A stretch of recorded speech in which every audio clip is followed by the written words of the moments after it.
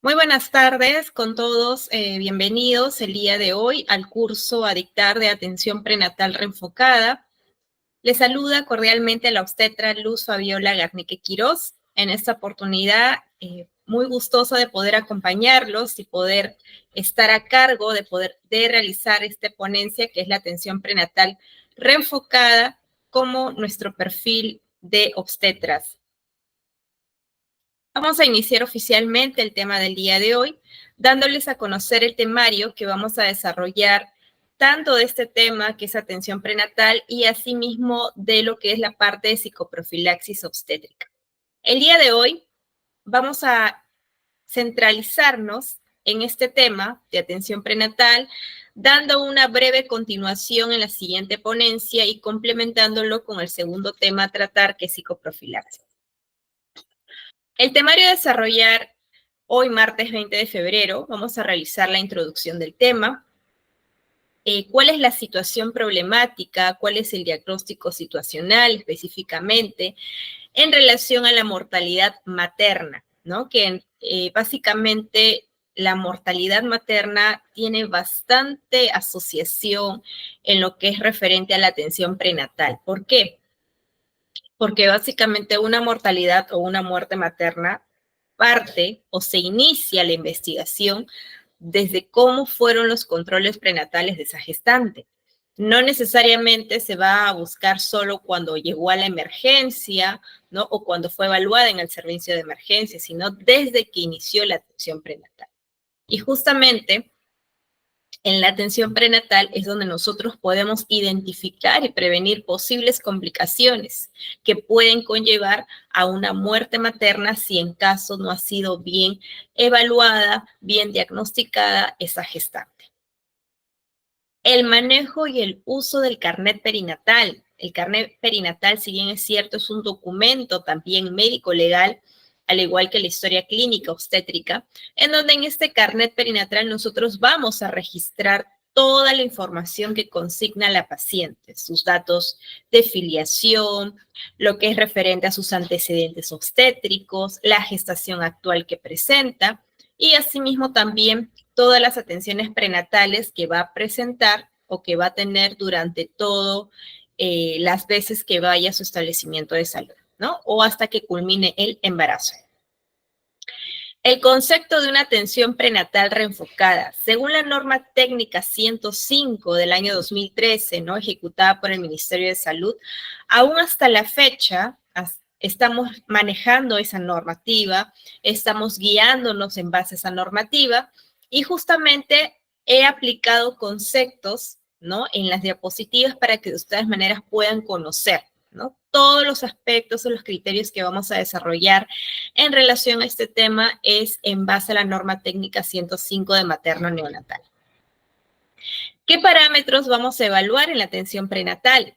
Es decir, ¿qué es lo que nosotros como profesionales, ¿no? Del servicio de obstetricia vamos a realizar cuando tengamos una gestante y tengamos que realizarle su atención prenatal? ¿Qué parámetros vamos a evaluar? ¿Cuáles son los aspectos que vamos a desarrollar durante una atención? Todo eso lo vamos a conocer y vamos a explicar cada una de ellas. La evaluación antropométrica de la gestante, ¿no? Que en realidad parece algo bastante sencillo de poder realizar, como pesar, tallar a la paciente, ¿no? Algo que uno piensa y dice, bueno, es algo muy fácil, que tal vez no necesita un entrenamiento o un conocimiento, pero aunque no lo crean, sí necesitamos conocer, sí necesitamos investigar en ese aspecto. ¿Por qué? Porque para nosotros poder realizar un peso adecuado de la gestante tenemos que saber diferentes aspectos o diferentes criterios, tales como uno, si yo en realidad considero el peso total que tiene la paciente cuando sube a la balanza con zapatos, con ropa, o le tengo que descontar el peso. Asimismo, en relación a la talla, ¿cómo es la forma correcta de tomar la talla a la gestante? Sin zapatos, ¿no? Si tiene que estar tal vez con el cabello acomodado, de qué manera voy a colocar el tallímetro, ¿no? Entonces, esas características, esos aspectos, colegas, tenemos nosotros que saber. Yo sé que parece sencillo, ¿no? Porque si a cualquiera le dicen, Pesa, talla tal paciente, piensan que es lo más fácil del mundo, pero hay que saber la forma correcta de realizarlo, más aún en las mujeres embarazadas. La evaluación obstétrica de la gestante y el paquete de atención integral, que de por sí toda gestante tiene que cumplir, ¿no? Que es muy aparte para lo que son los indicadores, los programas presupuestales, ¿no? Que es el programa de materno neonatal, básicamente para que los que trabajan en el primer nivel de atención. Es un paquete que conforma diferentes áreas, diferentes especialidades, y son una serie de exámenes, evaluaciones que la paciente tiene que complementar y tiene que cumplir para decir que ha tenido un paquete de atención completo. El día jueves 22 de febrero vamos a complementar este tema de atención prenatal reenfocada y vamos a culminar con lo que es el tema de psicoprofilaxis, como les mencioné al inicio, ¿sí? Ahorita solamente les estoy presentando el temario, de la atención prenatal. El día jueves vamos a presentar el temario de la clase que se va a desarrollar ese día, que es referente al tema de psicoprofilaxis obstétrica. Ahora, el día jueves 22 de febrero vamos a hablar acerca de la administración de micronutrientes, ¿no? Si bien es cierto, toda gestante recibe micronutrientes en sus controles prenatales. ¿Cuáles son esos micronutrientes que recibe? ¿Cuál es la cantidad? ¿Cómo es la forma que tiene que tomar? ¿No? A partir de qué edad gestacional, hasta qué tiempo yo le realizo, yo le brindo estos micronutrientes. Entonces, todo eso vamos a mencionar el día jueves. Asimismo, también el esquema de inmunización en el control prenatal. Toda gestante tiene que recibir lo que es su paquete de inmunización, sus vacunas, su vacuna del tétano, lo que es la vacuna de TPA, la vacuna de la influenza, ¿no? Etcétera. Entonces, ¿en qué tiempo de gestación yo tengo que realizar la interconsulta con el servicio de enfermería para que mi gestante cumpla también el paquete en relación a la parte de inmunización de vacunas? ¿Cuáles son las maniobras de Leopold? ¿No? Las maniobras de Leopold juegan un papel fundamental en el control prenatal, ¿no? Porque ¿quién no realiza un control prenatal si no hace maniobras de Leopold? O sea, sí o sí, en todo control tenemos que realizar nuestras maniobras de Leopold, ¿no? Recordar un poquito cómo son esas maniobras, cuántas maniobras son, qué evalúo en cada maniobra de Leopold, cómo es la forma correcta de realizarla para no tener algún error en el diagnóstico de la posesión del feto. La evaluación obstétrica de acuerdo a la edad gestacional según normativa. ¿Qué procedimientos vamos a realizar en las siguientes atenciones prenatales?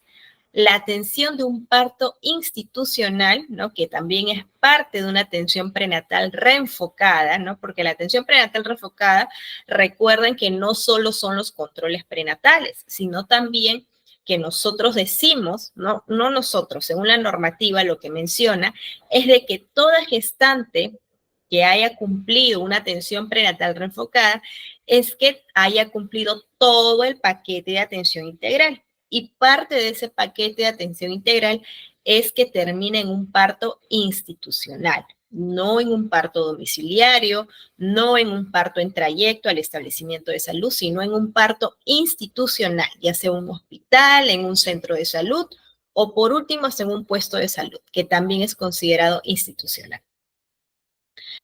Atención del puerperio, ¿no? Instrumentos a utilizar en una atención prenatal reenfocada, ¿no? ¿Qué instrumentos nosotros como obstetras tenemos que utilizar? Que son parte de nuestro sistema de apoyo para que pueda darse cumplimiento a este tipo de indicador.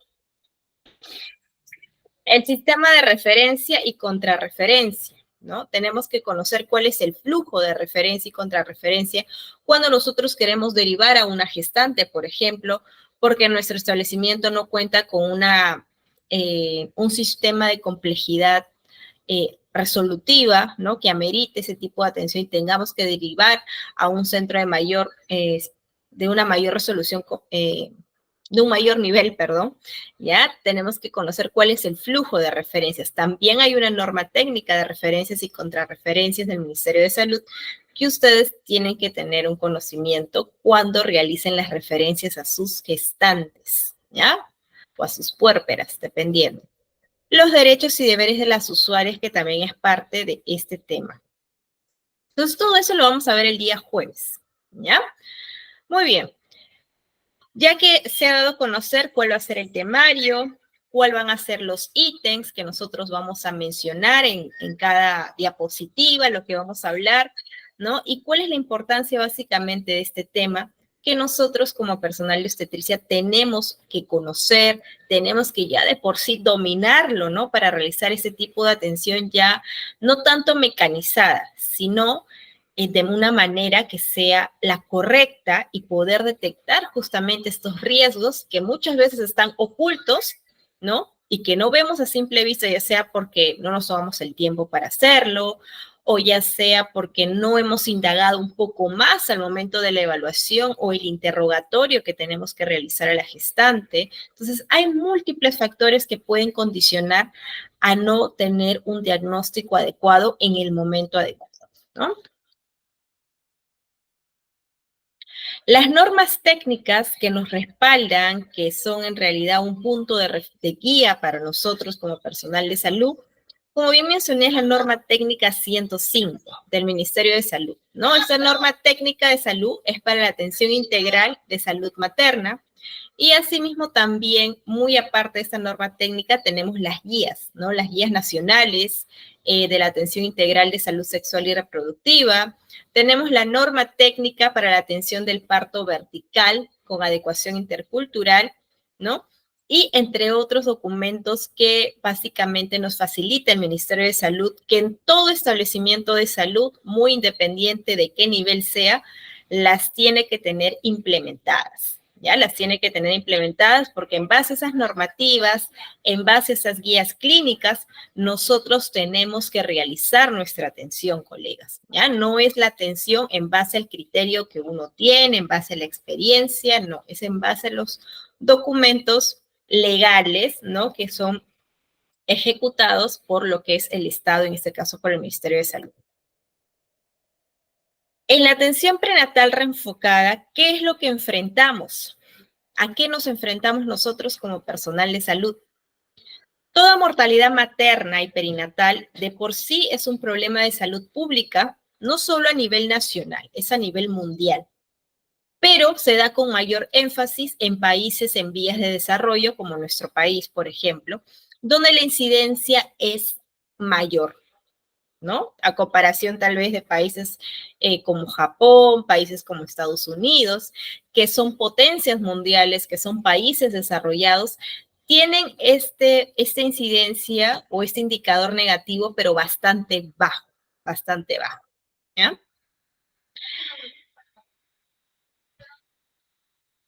De acuerdo a las estadísticas, en el año 2000 hasta el año 2022, ¿no? Las estadísticas que nos muestran que los casos de mortalidad materna han ido variando, no han sido de manera permanente, no se han mantenido en el mismo valor, en la misma cifra, porque ha habido una variabilidad en sus datos, ¿no? En sus números. Conforme ha ido avanzando durante el periodo 2000 hasta el año 2022, ha ido presentando un aumento y asimismo también como una disminución, donde vemos un pico alto, ¿no? Es decir, que se han incrementado los casos, justamente es en el año entre 2000, en el 2021, perdón, ya en el 2021, como estamos viendo acá, donde hubo un pico, ¿no? De estos casos de mortalidad materna que lo vimos con mayor incidencia. De acuerdo al Repositorio Único Nacional de Información en Salud, ¿qué nos brinda? ¿Qué información nos menciona el repositorio? Que toda mortalidad materna registrada en nuestro país, ¿no? Desde el año 2013 hasta el año 2020, podemos sacar un análisis de que en el año 2020 se registraron 429 casos de mortalidad materna en nuestro país. ¿No? Recordemos que en este año, si bien es cierto, fue la época o fue la pandemia del COVID-19, ¿no? Del coronavirus, que en realidad falleció bastante gente a nivel mundial, a nivel nacional, pero en lo que es referente al tema del embarazo, se consideró como la primera causa de muerte indirecta, lo que es la COVID-19 en nuestras pacientes, ¿no? Y que justamente se refleja aquí en los resultados, dándose 429 casos registrados de mortalidad en esta época de pandemia. Del año 2015 al año 2021 se registraron casos, de mortalidad materna según grupos etarios en nuestro país, ¿no? Por ejemplo, de acuerdo a esta diapositiva, ¿qué nos menciona? Que la mayor cantidad de casos que se ha dado de mortalidad materna según grupo etario lo podemos encontrar específicamente entre mujeres de 35 hasta los 39 años, ¿no? Que está caracterizado por el color verde. Entonces, si nosotros nos enfocamos en el color verde, desde el 2015 hasta el 2021, básicamente es casi se presenta la mayor cifra, ¿no? Por ejemplo, acá, en el año 2020, mujeres de 35 a 39 años presentaron presentó una mayor incidencia de mortalidad materna, registrándose de un 20.5%, ¿ya? Que es en realidad algo alto para esta época. Ese es el reporte de muertes maternas según departamento, ¿no? Que, para que también lo vean. Y asimismo mencionar, ¿no? Todas las gestantes están en riesgo de sufrir cualquier tipo de complicación obstétrica. Todo embarazo de por sí es de alto riesgo obstétrico. Por más que las pacientes, entre comillas, vamos a ponerlo así, no tengan antecedentes de riesgo, no tengan molestias, no tengan clínica, ¿no? Sin embargo, todo embarazo lo vamos a considerar de alto riesgo, porque en sí nunca se sabe qué puede pasar con un embarazo. Puede ir muy bien en todos sus controles prenatales, sin embargo, en el momento del parto o tal vez en la etapa del puerperio, puede presentar una complicación. Entonces, nunca hay que bajar la guardia ante este tipo de atenciones que nosotros realizamos.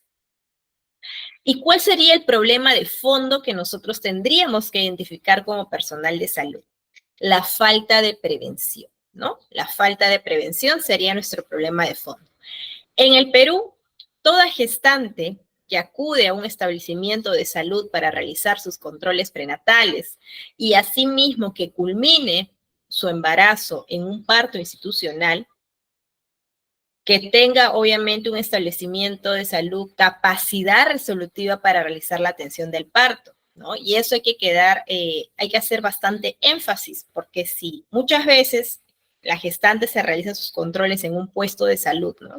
En un puesto de salud que tiene un nivel de complejidad bastante bajo, no tiene ni los materiales, ni el insumo, ni el personal, y mucho menos la capacidad resolutiva para que se realice la atención de un parto, hay que siempre mencionarles y explicarle eso a las gestantes en las atenciones prenatales y más que explicarles, sensibilizarlas y hacerlas entender, ¿no? Que ese no es el lugar como para dar a luz, ya que tienen que ser referidas a un establecimiento de mayor complejidad, ¿sí?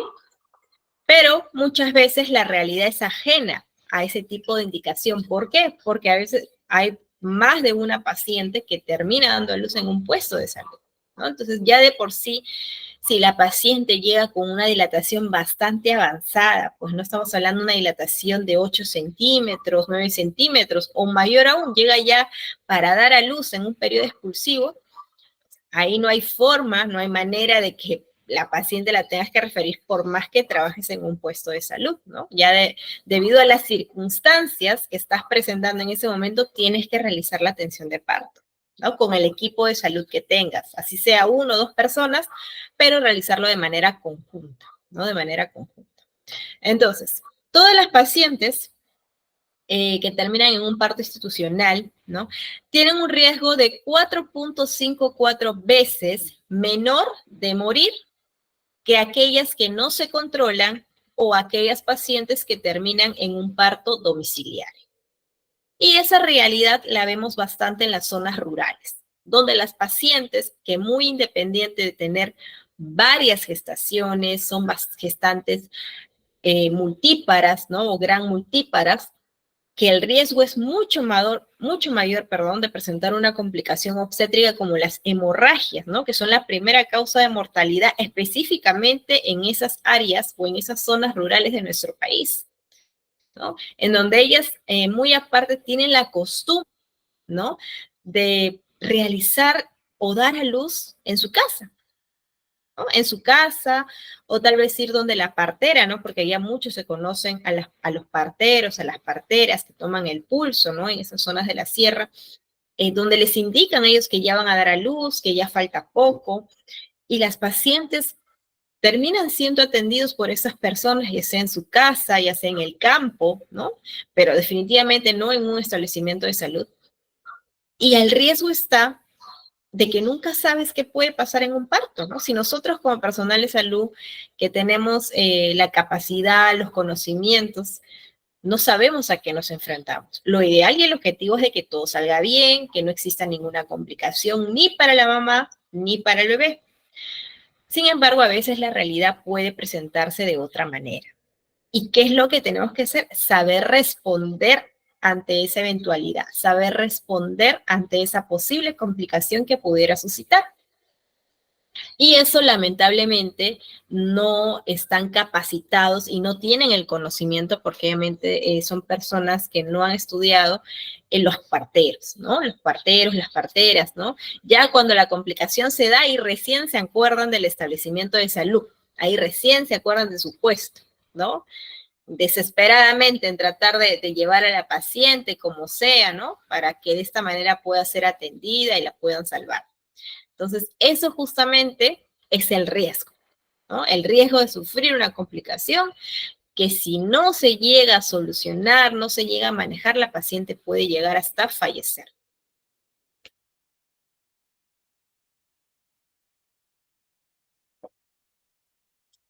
El carnet perinatal, como ustedes están viendo en la foto, es el carnet que nosotros utilizamos para realizar lo que son las atenciones prenatales en nuestras gestantes, ¿no?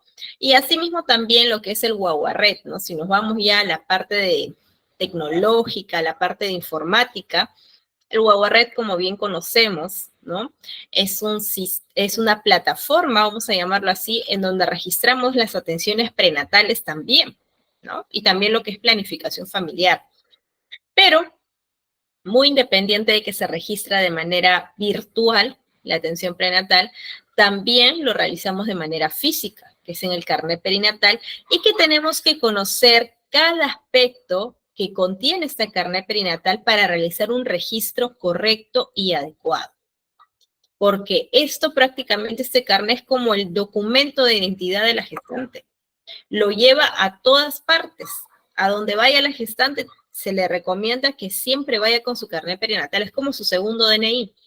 Porque si por A o B pasara alguna complicación, ¿no? Se empieza a sentir mal o tal vez da luz, ¿no? Y no está dentro de su jurisdicción, porque bueno, ese día viajó a otra parte, fue a visitar a otra persona, un familiar, tienen que llevar su tarjeta de control para que vean que es una una gestante que está siendo controlada, que está cumpliendo con sus atenciones y asimismo poder identificar si tal vez tiene algún riesgo. Puede tener alguna alergia, algún medicamento, paciente si ha tenido algún factor de riesgo obstétrico. Entonces es de vital importancia saber cómo se tiene que realizar el registro correcto de este carnet. Este carnet perinatal básicamente se realizó la creación o la normativa o el registro de la historia clínica materno-perinatal mediante la resolución ministerial 008 en el año 2000. La historia clínica es un instrumento que permite registrar en forma sistemática los datos expresados tanto por la persona que padece un proceso mórbido como los que son observados por el examinador. Es decir, muy aparte de lo que la paciente me refiere, ya sea sus datos personales, sus antecedentes, etcétera, también cuenta lo que es la parte de la evaluación que tengo yo como examinador, qué es lo que encuentro, qué es lo que puedo identificar, si he identificado algún riesgo, etcétera. Este es un documento médico legal por excelencia, ¿ya? No debe de tener borrones, no debe de ser registrado con diferentes colores, como he visto en algunas oportunidades en que registran rojo, azul, le ponen resaltador, también no. Tiene que ser un solo color, ¿ya? Si bien es cierto, tal vez no lo mencionan en la norma técnica, porque sería mentir que en la normativa te indique tienes que registrar de un solo color. Pero por criterio propio, colegas, ¿no?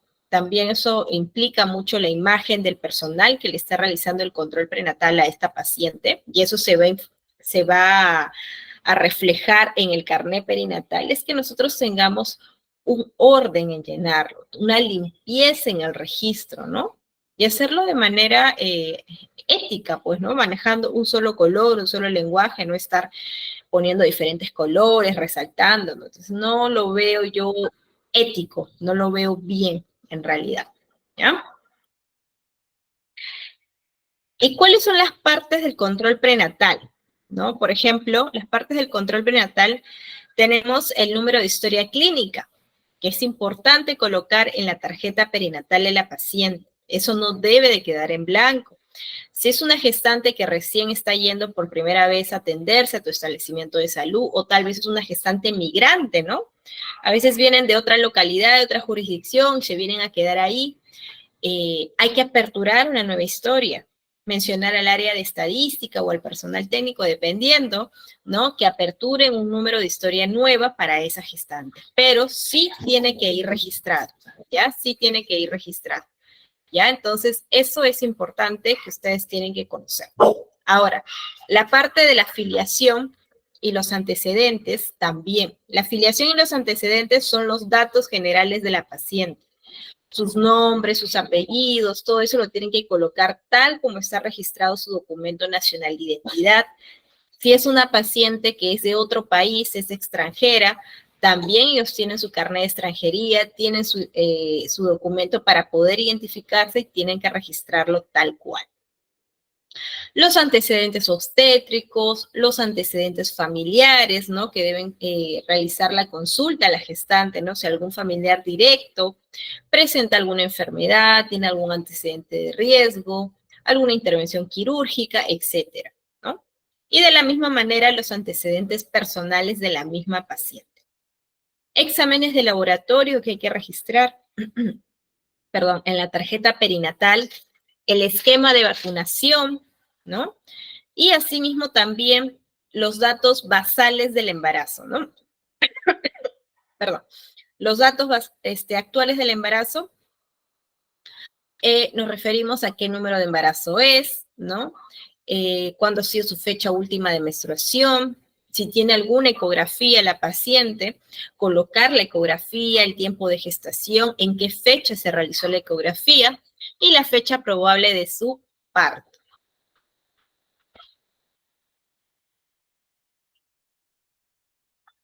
Y en la otra cara del carnet perinatal podemos encontrar esto, ¿no? Que es lo siguiente. En la primera parte, no vamos a dividirlo en tres, en la primera parte van registrados los datos completos del paciente, el número de historia clínica, el nombre de su establecimiento de salud donde ustedes trabajan, donde le realizan los controles, las fechas de citas de su control prenatal, ¿no? Todas las citas que va a tener la gestante tienen ustedes que explicarles, tienen que enseñarles el día que tiene que volver a venir, porque no siempre todas las pacientes van a entender igual. Hay pacientes que no van a entender, ¿no? Y van a pensar, no van a saber cuándo van a regresar, cuándo tienen que venir, perdón. Entonces, hay que hacer énfasis en ese aspecto, colega, ¿sí? Los signos de alarma del embarazo que están en la parte inferior, y ahí justo te explica punto por punto cuáles son los signos de alarma. Eso también hay que explicarle a las pacientes, ¿no? Hay que orientarlas, hay que sensibilizarlas, hay que mostrar importancia que es en cada signo de alarma que ella pudiera presentar, es importante que acuda al establecimiento de salud de manera inmediata y no de manera tardía. La gráfica del crecimiento fetal, ¿no? Ahí nos menciona también esta segunda parte, cómo va desarrollando el crecimiento del feto en todas las semanas de gestación.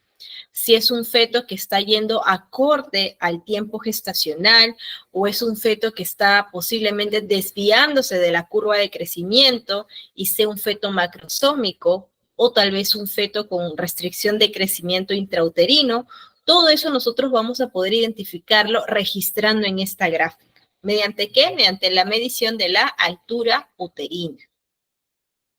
El gráfico del incremento del peso materno, asimismo también, ¿Cuánto es la ganancia ponderal de la gestante? ¿Cuánta ganancia de peso va a tener esa gestante en sus 9 meses de gestación? Si está teniendo una ganancia de peso adecuada o una ganancia mínima, ¿no? Entonces, todos esos criterios tenemos que saber identificar, graficarlos y tener un sistema de manejo. El número de atenciones prenatales de la gestante, ¿no? Que es lo que vamos a registrar en cada columna cada vez que la paciente acuda a su control prenatal. En los factores de riesgo obstétrico, vamos a distribuirlo en dos maneras. Uno es el factor de riesgo obstétrico, que es alerta y se caracteriza de color amarillo, y los factores de riesgo obstétrico que indican un seguimiento continuo. Y eso lo vamos a caracterizar de color rojo. ¿Y a qué nos referimos obstetra cuando es amarillo y cuando es rojo? Eso ustedes lo van a encontrar en la parte superior del carnet perinatal. Ahí está, debajo de del registro de la historia clínica, ahí está justamente alerta y está graficado con un cuadro de color amarillo y seguimiento continuo con un cuadro de color rojo. ¿Cuándo yo voy a marcar alerta? Cuando mi paciente tenga estos riesgos, estos factores de riesgo que ustedes están visualizando. ¿Cuáles son? Paciente analfabeta, paciente soltera, ¿no? Que te diga que es soltera, que no es conviviente, es un factor de riesgo alerta, que se considera en color amarillo. Paciente nulípara, ¿no? Es decir, primer embarazo, nunca salió embarazada, nunca ha tenido hijos. Bajo peso al nacer de su gestación anterior.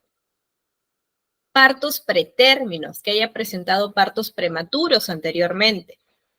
Asma bronquial, paciente con diabetes o antecedentes de diabetes, pacientes con epilepsia, partos prolongados, ¿no? Que la gestante te refiere, no, en mi embarazo anterior siempre me demoro, te dicen, ¿no? Llego a los 9 meses, llego a las 40 semanas, pero me paso hasta 2 días o hasta una semana, ¿no? Entonces, la misma paciente te comenta y ya de por sí tienes que, de acuerdo a esa información, realizar el registro o marcar en la tarjeta perinatal. Tabaco, pacientes consumidoras de cigarro, de tabaco, también se considera en este grupo, o gestantes que tengan RH negativo. ¿Ya? RH negativo son gestantes consideradas en el grupo de alerta. ¿Y qué gestantes son consideradas en seguimiento continuo? Que se caracteriza por el color rojo. Toda gestante que presente edades extremas. Pacientes adolescentes, menores de 15 años, pacientes con edad materna avanzada que presenten de 35 años a más, están consideradas en este grupo. Paciente cesariada que haya sometido a una cirugía uterina pélvica, ¿no? Y siempre toda paciente que es cesariada es realizarle ¿por qué? ¿Por qué, señora, fue la cesárea? ¿A qué se debió? ¿Por qué la operaron? ¿No? Y la paciente te va a comentar, obviamente, y de acuerdo a esa información también puedes realizar el registro si es una gestante de alerta o una gestante con seguimiento continuo. Abortos recurrentes. ¿A qué definimos como abortos recurrentes? Toda paciente que ha tenido más de 3 pérdidas seguidas, ¿no? Abortos recurrentes, abortos repetitivos, pacientes con cardiopatía, algún problema en el corazón, hemorragias posparto, ¿no? Que durante el periodo del alumbramiento, durante la etapa del puerperio, ha presentado un sangrado más de lo habitual, un cuadro de hemorragia, también se considera en este grupo. Pacientes con trastornos hipertensivos del embarazo, como la preeclampsia, TBC, VIH, RH negativo, sensibilizada, ¿no? Eso se diferencia del otro grupo, que nos referimos con RH negativo sensibilizada, que haya sido test de Coombs indirecto positivo. ¿Ya? Entonces, de esta manera nosotros vamos a poder distribuir en lo que es el factor de riesgo o el riesgo de nuestras gestantes. Si está dentro del grupo de alerta, voy a marcar en el recuadro amarillo. Si está dentro del grupo de seguimiento continuo, voy a marcar en el cuadrado del color rojo. ¿Ya? Muy bien, en la parte de introducción, los objetivos de la atención prenatal que hay que tener presentes, por ejemplo, ¿no? ¿Cuáles son los objetivos que nosotros tenemos que saber, que tenemos que conocer? El objetivo de la atención prenatal lo vamos a definir en 4 criterios o en 4 aspectos. Primero, hay que promover y mantener la salud física, la salud mental y social, tanto de la mamá como el bebé. ¿Y cómo vamos a realizar eso? Vamos a proporcionar una educación sobre la nutrición, la higiene personal y el parto.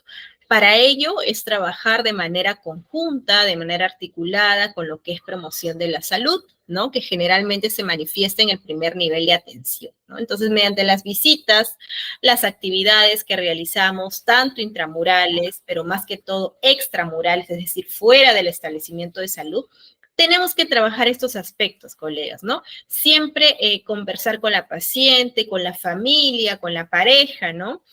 De cómo, a qué nos referimos que la paciente tenga que tener una nutrición adecuada, una alimentación adecuada, su higiene, ¿no? ¿Qué momento, qué materiales, perdón, tiene que llevar en el momento del parto, en qué momento debe acudir al establecimiento de salud?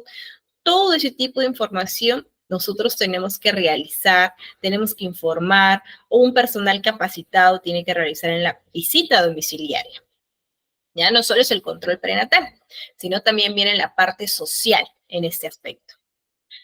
¿Qué más? ¿Cuál es el segundo objetivo de la atención prenatal?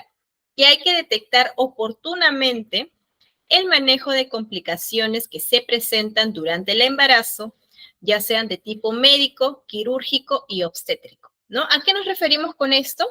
De que básicamente el control prenatal o las atenciones que realizamos nosotros en consulta externa podamos identificar de manera temprana estos riesgos, estas posibles complicaciones que pudieran suscitar en cualquier momento o en un futuro o a corto plazo tal vez.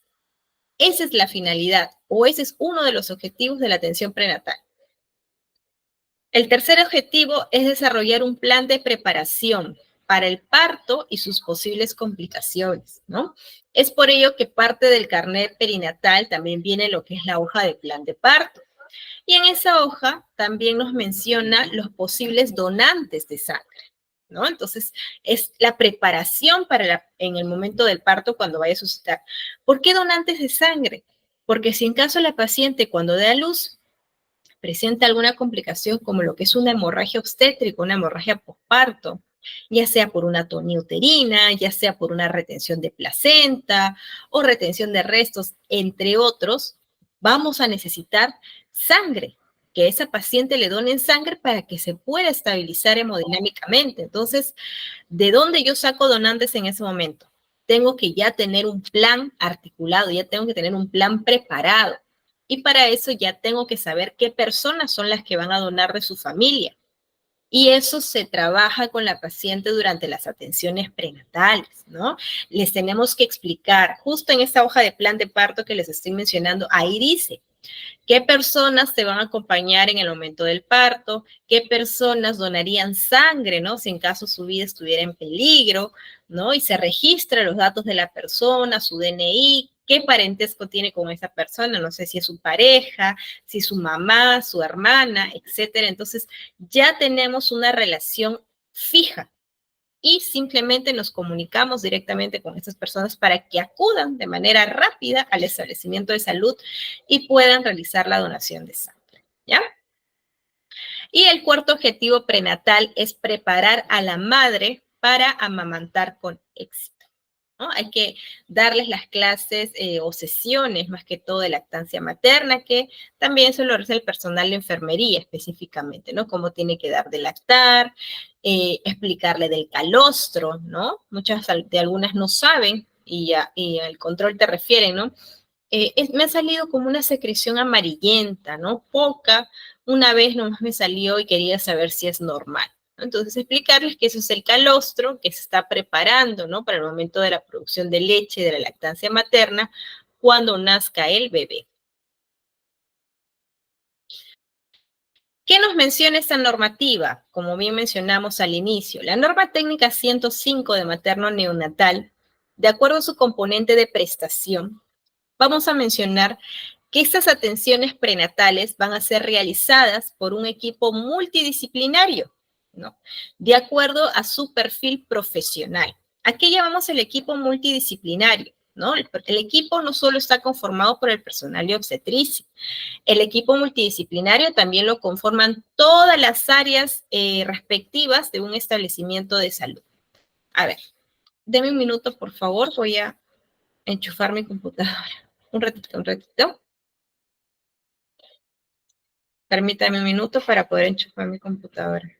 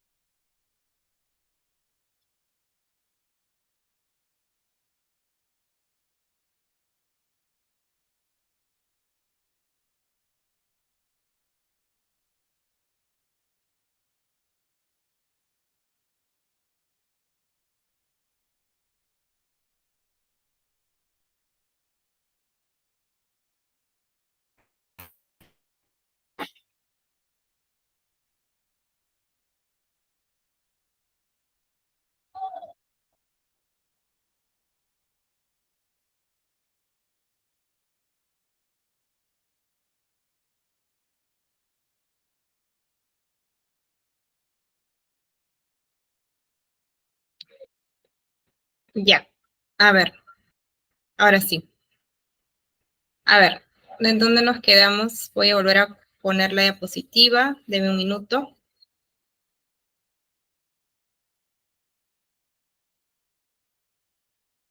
Acá, acá me quedé.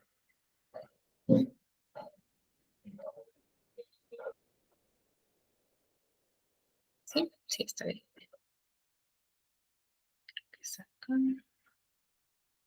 Ya, muy bien. Entonces, como les estaba explicando, ¿no? De acuerdo a la norma técnica de materno neonatal, este tipo de atención prenatal reenfocada se realiza por todo un equipo multidisciplinario que lo tiene que realizar. No solamente es el personal de obstetricia, sino también está enfocado en el personal de medicina, en el área de odontología, en lo que es el servicio de nutrición, psicología, ¿no? Entonces, es todo un equipo que lo conforma, ¿ya? Muchas veces confunden es en sí este tipo de sistema porque dicen, ah, ya, es gestante, está embarazada, que lo atienda solamente la obstetra, ¿no? Nosotros somos ajenos a eso, no. Entonces, es todo un equipo multidisciplinario porque justamente el paquete de atención integral, ¿no? Lo ve todo un equipo de salud. La gestante no solamente pasa para su control prenatal, la gestante cuando acude a un establecimiento de salud también va para que le atienda la parte de odontología, también va a un control nutricional, también va a la parte de psicología, al área de laboratorio, al área de diagnóstico por imágenes, que es ecografía, etcétera. ¿Ya? Entonces es un equipo multidisciplinario el que realiza esta función donde cada personal de salud tiene su rol asignado. Dentro de la atención preconcepcional o pregestacional, ¿no? Que también hay que considerar en esta normativa, es la que vigila, evalúa, previene y diagnostica y trata a su vez las complicaciones que puedan condicionar a la mortalidad materna y perinatal, ¿no? ¿A qué nos referimos con esto? ¿No? Que justamente todo componente de prestación de esta norma técnica 105, la finalidad, muy aparte de prevenir una mortalidad materna, es diagnosticar a tiempo ese tipo de complicaciones que pudieran suscitar y realizar un seguimiento y una vigilancia continua y estricta de la gestante durante todas sus atenciones prenatales. Y esto conlleva, o lo que estamos haciendo específicamente, es una atención prenatal reenfocada. La atención prenatal reenfocada es todo parto que debe realizarse en un establecimiento de salud para que de esta manera sea un parto institucional y poder identificar oportunamente los signos de alarma en la mamá y en el bebé, ¿no? Es decir, tener un monitoreo, porque si la paciente da luz en su casa, yo cómo voy a saber si está bien, si ha pasado alguna eventualidad, tanto ella como el bebé.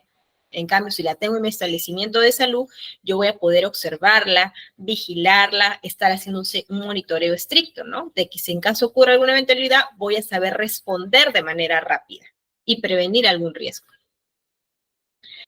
En lo que es la atención del puerperio, es recibir información sobre el procedimiento y el tratamiento de salud para aceptar o negar su consentimiento.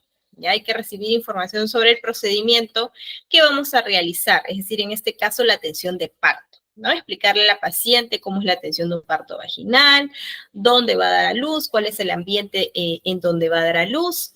Asimismo, informarle, ¿no? Que si presentar o suscitar alguna complicación y tu establecimiento no tiene un nivel de complejidad apto que tendrías que derivar o referir a otro establecimiento, también hay que mencionarle eso a la paciente y al familiar. Implementa intervenciones extramurales para la captación y el seguimiento oportuno de gestantes y puérperas, ¿no? Eso se realiza en las actividades de captación y seguimiento, que son las actividades en el campo, en la calle, donde yo voy casa por casa a visitar a las familias, a las gestantes, a las puérperas, para de esta manera poder identificar y captar de manera temprana a las pacientes que están embarazadas, ¿no? Porque muchas de ellas no saben que están embarazadas o sospechan tal vez, o ya saben en el peor de los casos, pero no van al establecimiento de salud, ¿no? Eso también es, en realidad es una brecha bastante grande que hasta el día de hoy se presenta en todos lados, ¿no? ¿Por qué, señora, por qué no va a su control? Si sabía que está embarazada, y es más, a veces hasta tienen ya exámenes que lo confirman, se han hecho su prueba casera, se han hecho su prueba de sangre o hasta algunas sus ecografías se han hecho y si aún así no tienen ninguna atención prenatal.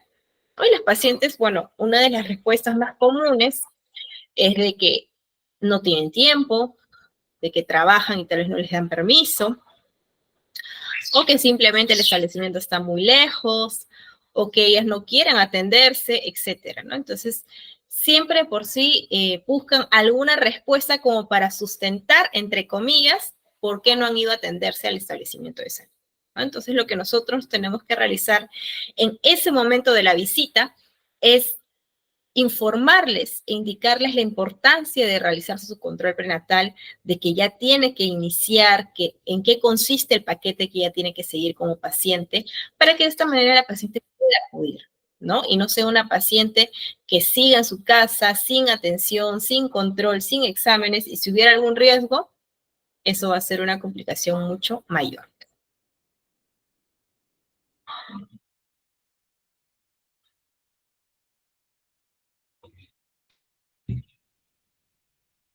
Entonces, en la atención prenatal reenfocada, lo podemos resumir de la siguiente manera. Es toda vigilancia y evaluación integral de la gestante y el feto, idealmente antes de las 14 semanas de gestación, ¿no? Toda gestante que inicia sus controles prenatales, que empieza con su paquete básico de atención integral, que termina en un parto institucional y otros factores más, se indica de que es una gestante que recibió una atención prenatal reenfocada, ¿ya? Obviamente, este paquete básico de intervenciones que se le realizan a las pacientes permiten la detección oportuna de signos de alarma, factores de riesgo, la educación para el autocuidado que debe tener toda gestante en esta etapa concepcional y la participación de la familia, ¿sí? La participación de la familia, de la pareja, es fundamental. Las pacientes no se recomiendan que deben de estar solas, ¿no? Siempre con los controles prenatales, lo ideal es de que vaya también la pareja o algún acompañante, algún familiar, porque muchas veces nosotros les explicamos diferentes procedimientos a las pacientes o la evaluación que le realizamos o algunos aspectos, ¿no? Que tenemos que considerar en la atención.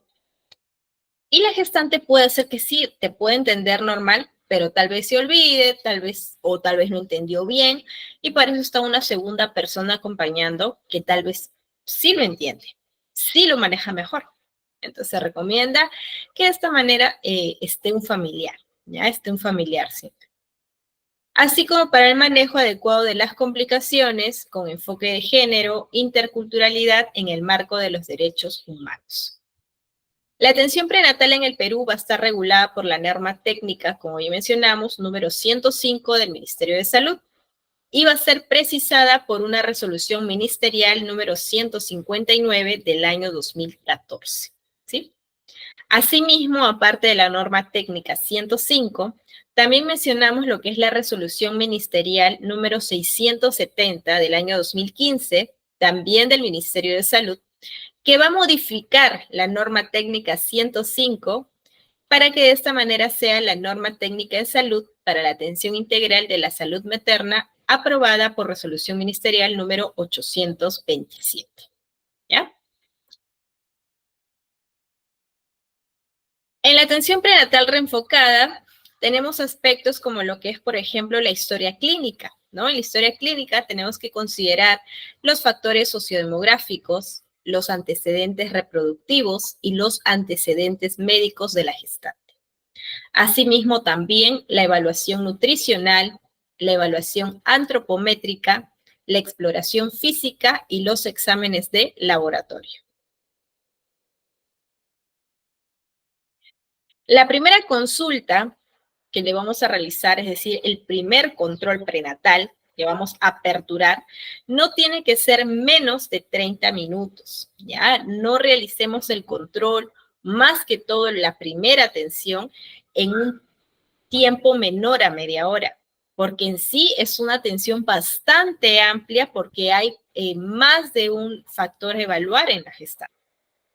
Y no solamente es que la paciente pase por el área de obstetricia, ¿no? Para que se realice el control prenatal, sino también que va a pasar también por otros servicios. Tienes que realizar la interconsulta con el dentista, con el psicólogo, con laboratorio, etcétera. ¿Ya? Entonces, de por sí la atención no va a ser solo 20 minutos o 15 minutos, ¿no? Va a ser prácticamente casi una hora, casi una hora.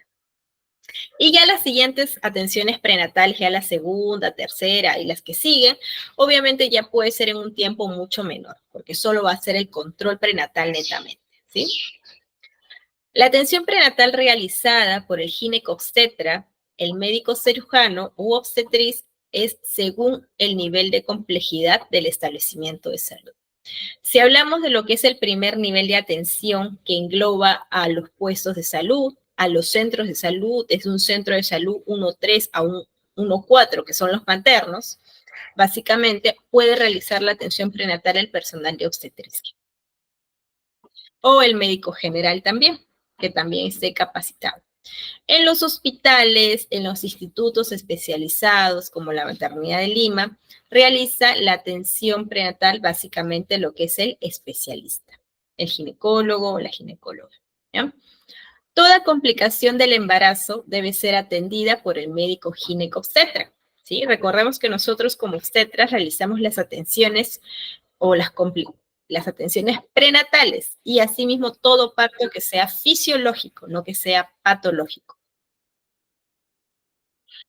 Brindar educación a la mujer, a la gestante, a la familia y a la comunidad sobre los cuidados que debe tener en toda su etapa concepcional.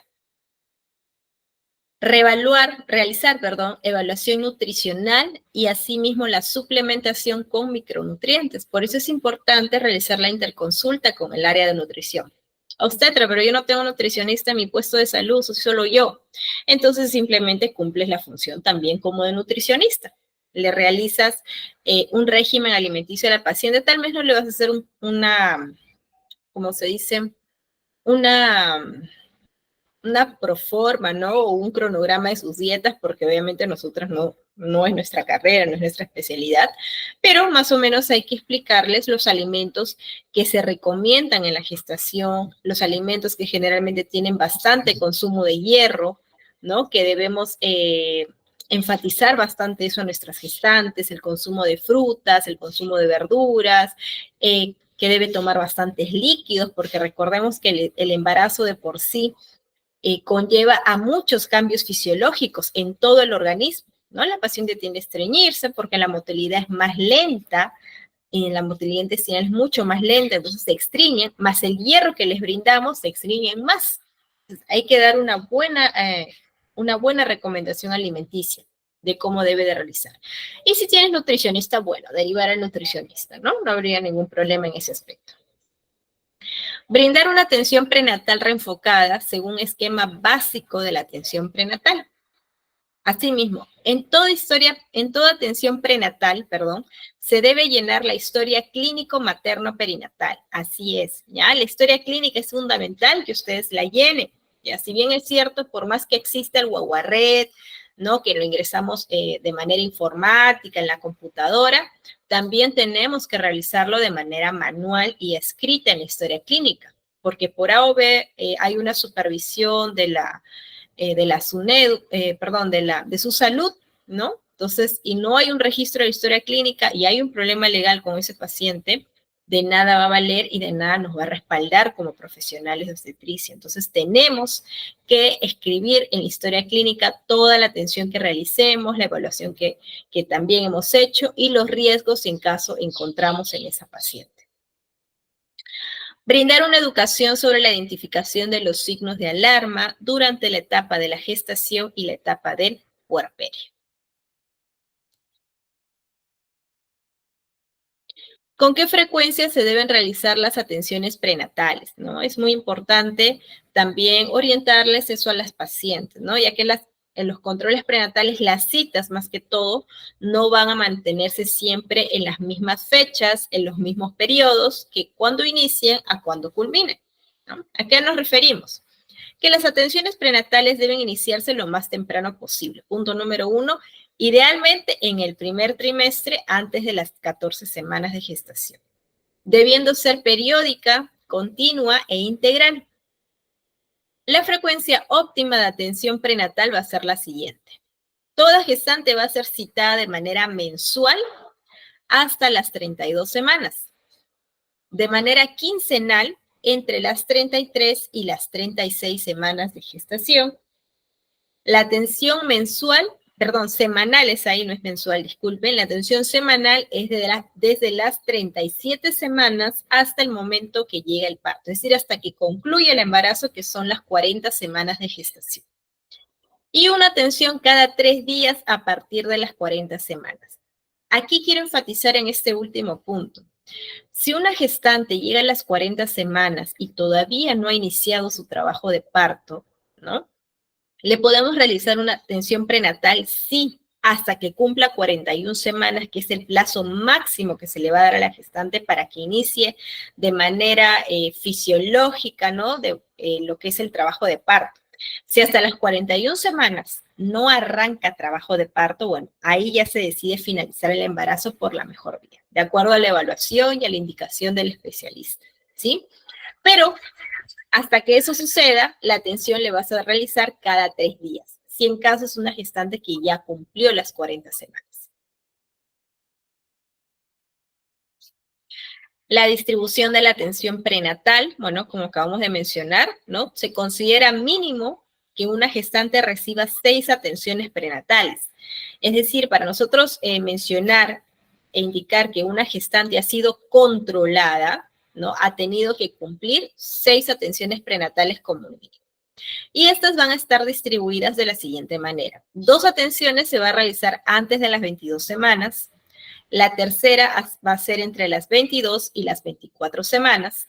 La cuarta atención entre las 27 a 29 semanas. La quinta entre las 33 a 35 semanas. Y la sexta entre las 37 a 40 semanas de gestación. ¿Sí? Entonces, de esa manera va a ser distribuido la atención prenatal. El esquema básico de una atención prenatal reenfocada, y este cuadro que ustedes están viendo, yo lo he cogido de la norma técnica 105 de materno neonatal, que en realidad es accesible para cualquier persona que tenga acceso a Internet. Ya, esa es la norma técnica en la cual nosotros los guiamos, en la cual nosotros aplicamos los criterios de atención, los criterios de evaluación, de seguimiento, etcétera. ¿Ya? ¿Qué nos dice este esquema básico de atención prenatal reenfocada? En este anexo número 2, que es parte de la normativa, nos menciona diferentes actividades a realizar en diferentes tiempos de gestación, semanas de gestación, para ser específica, ¿no? ¿Cuáles son las actividades? Vamos a mencionarlas. Por ejemplo, primero, para que inicie todo control prenatal, tiene que haber una confirmación del embarazo, ¿no? La paciente acude a tu consultorio, a tu establecimiento de salud, indica que quiere realizar sus atenciones prenatales porque está embarazada. Ok, perfecto. ¿Y cómo sabe usted que está embarazada? ¿No? Esa sería la pregunta. Bueno, tengo un retraso, ¿no? No me viene mi menstruación hace una semana, hace un mes, 2 meses. Perfecto. ¿Y tiene algún examen que confirme, un examen de sangre, una ecografía que confirme su estado gravitacional, su estado de embarazada? Muchas veces no tiene, ¿no? Solamente van porque tienen esa sospecha. Pero hay pacientes también que acuden y sí tienen exámenes que lo comprueben. Traen su ecografía, traen su examen de sangre, ¿no? Y de esta manera confirmamos el embarazo y podemos iniciar su atención prenatal. 2, realizamos una orientación, consejería y una evaluación nutricional a la gestante en el primer control prenatal, que de preferencia, como bien hemos mencionado, que toda atención prenatal debe iniciar en el primer trimestre, es decir, antes de las 14 semanas. Es lo ideal, es lo recomendable, que obviamente esto también lo indican en la normativa. La anamnesis tenemos que realizarla en el primer control prenatal.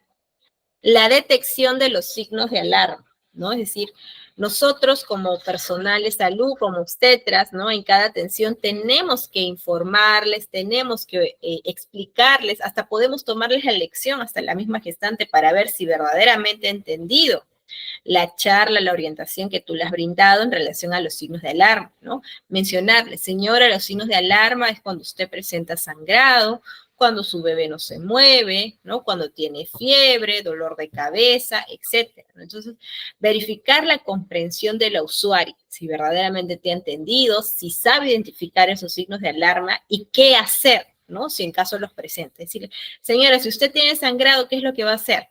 Ah, voy a ir al hospital, ¿no? Te dice, ya.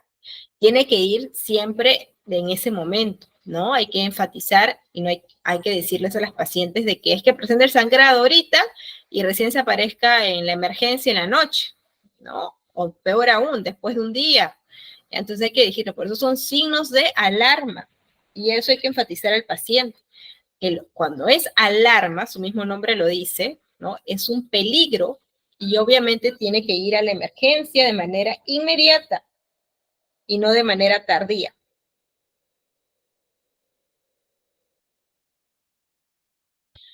¿Qué más? La medición de la talla, ¿no? Solamente lo realizamos una sola vez, que es en el primer control prenatal. El control del peso, eso sí lo vamos a realizar desde el primer control y todas las veces que acuda la paciente a su atención.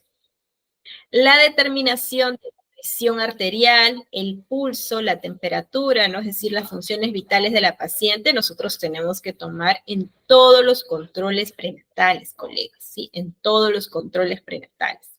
Por más de que la paciente, por más de que el personal tal vez técnico ya realizó la evaluación de las funciones vitales, nosotros tenemos que volver a realizarlo, porque es nuestra responsabilidad en la atención que estamos dando al paciente.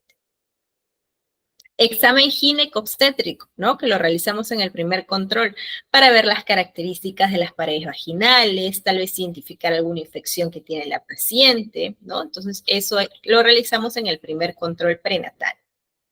La evaluación clínica de la pelvis, ¿no? Para poder descartar una estrechez pélvica, qué tipo de pelvis tiene la paciente, no sé si es una pelvis apta, una pelvis ginecoide, o tal vez es una pelvis patológica, ¿no? Tal vez es una pelvis antropoide, es una pelvis platipeloide en forma de plato, que obviamente esos tipos de pelvis por anatomía no dan un parto vaginal, no son aptas para un parto vaginal. Entonces, eso lo realizamos también en el primer control prenatal y también entre las 33 y 36 semanas de gestación, ¿ya? También es importante realizarlo en ese tiempo de gestación. ¿Qué más? Estimación de la edad gestacional, ¿no? ¿Cuánto es la edad gestacional de la paciente? Igual lo realizamos en todas las atenciones prenatales, en todas las atenciones prenatales. El diagnóstico del número de fetos, ya sea por ecografía obstétrica, ya sea por palpación abdominal mediante las maniobras de Leopold, tenemos que realizarlo también.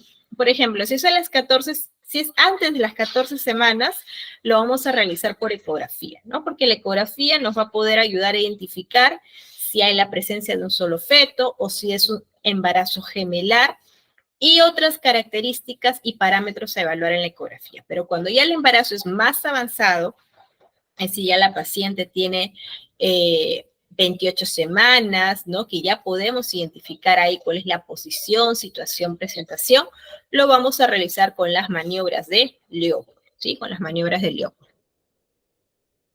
Medir la altura uterina. Recuerden que la altura uterina se mide desde las 13 semanas de gestación.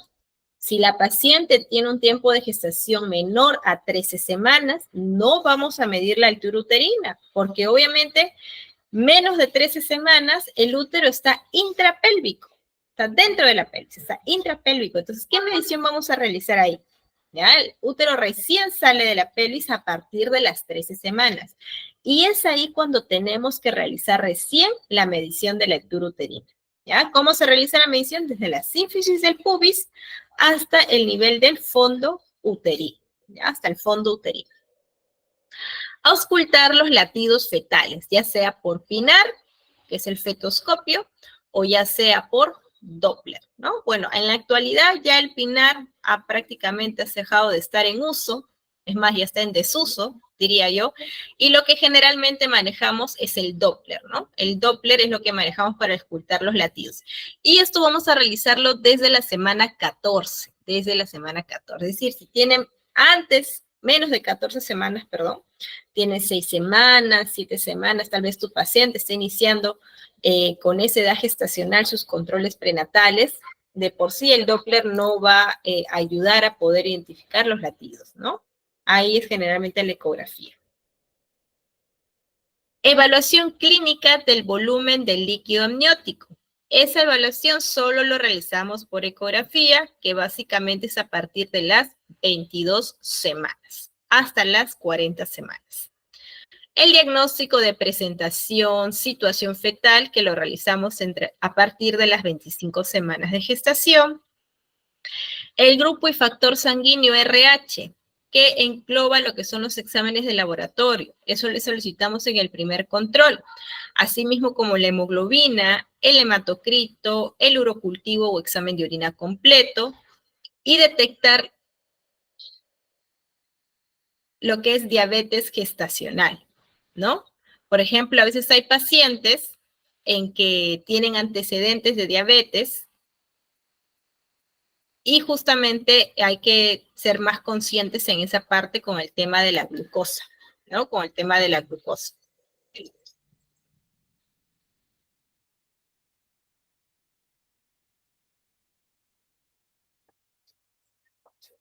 Entonces, en esa parte, lo que es ahí, en la parte de la glucosa, es para detectar lo que es el test de tolerancia a la glucosa, la prueba de tolerancia, ¿no? El test de Sullivan, ¿no? Si en caso hay antecedentes de que la paciente refiere de que es diabética o que tiene antecedentes, ¿no? La mamá tal vez es diabética, hay que realizar esos exámenes.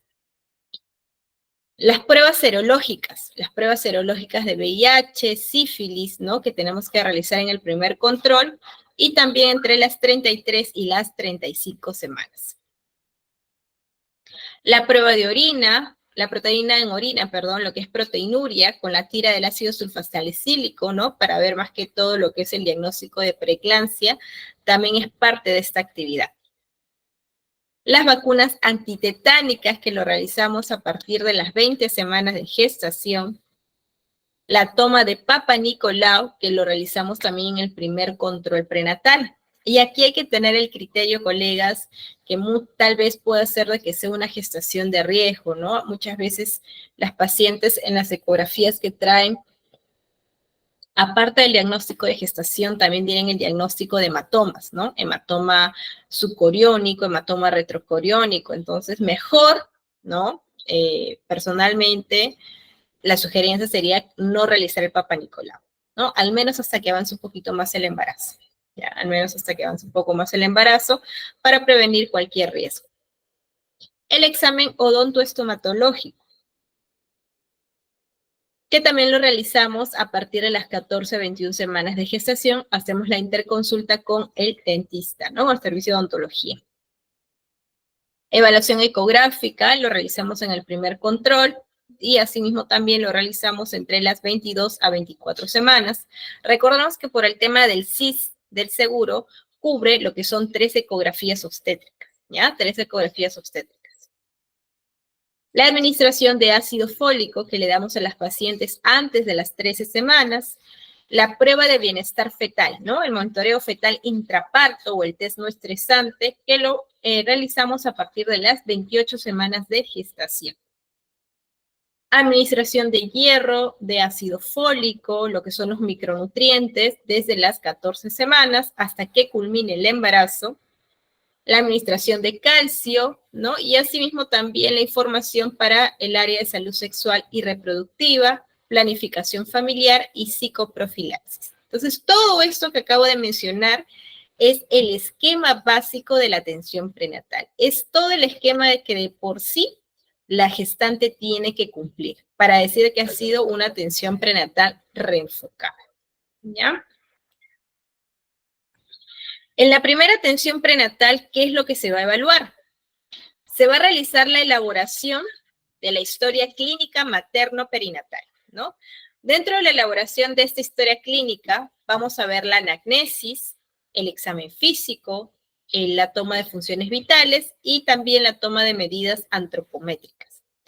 En lo que es la anamnesis, hay que precisar, hay que especificar los datos de filiación del paciente, antecedentes familiares, antecedentes personales, obstétricos, evaluación de la edad gestacional y asimismo indagar sobre los posibles casos de violencia y salud mental, ¿no? Recordemos que la mayor parte de nuestra población femenina presenta lo que es violencia física, violencia sexual, psicológica por parte de la pareja o de la expareja.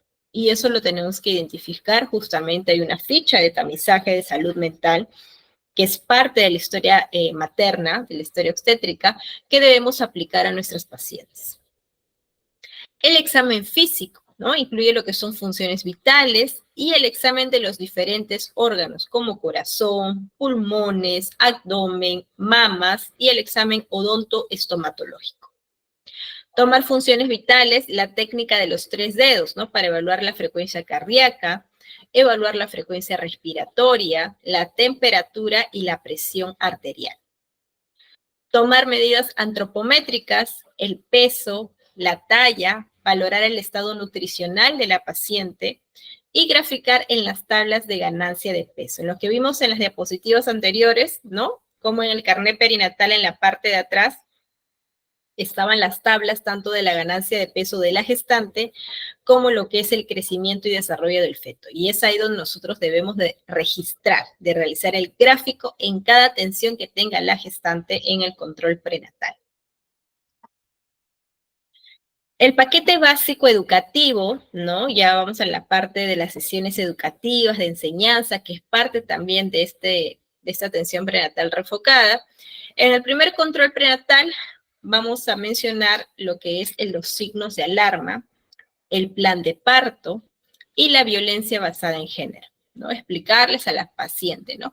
Señora, los signos de alarma son estos, ¿no? Cuando usted presente uno de ellos, no necesariamente todos los signos de alarma, usted tiene que acudir por emergencia, ¿no? A su establecimiento de salud más cercano de manera inmediata, porque es una emergencia, ¿ya? Un sangrado no puede esperar.